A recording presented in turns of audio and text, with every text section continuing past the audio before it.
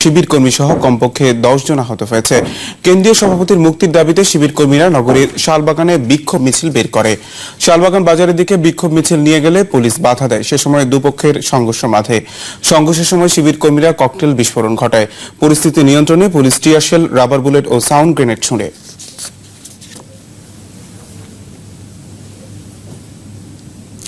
পশ্চিম উজান থেকে ধেয়ে আসা ঢলে পদ্মা ও মহানন্দার পানি বিপদসীমার উপর দিয়ে প্রবাহিত হয়ে চাঁপাইনবাবগঞ্জে আকস্মিক বন্যা দেখা দিয়েছে। বিপাকে পড়েছেন কয়েক হাজার মানুষ। চাঁপাইনবাবগঞ্জ সদর ও শিবগঞ্জ উপজেলায় চরাঞ্চলের 16টি ইউনিয়নের প্রায় 8,000 হেক্টর জমির আউশ ধান ও সবজি সহ অন্যান্য ফসল ডুবে গেছে।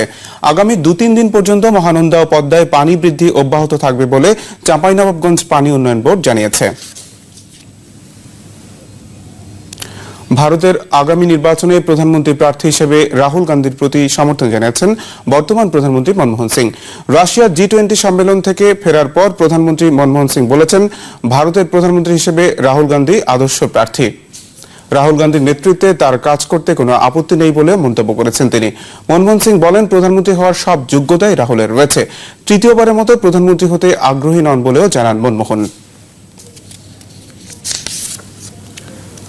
অস্ট্রেলিয়ার বিপক্ষে প্রীতি ফুটবল ম্যাচে 6-0 গোলের বড় জয় পেয়েছে ব্রাজিল। ম্যাচের শুরু থেকে ব্রাজিলের আক্রমণে দিশা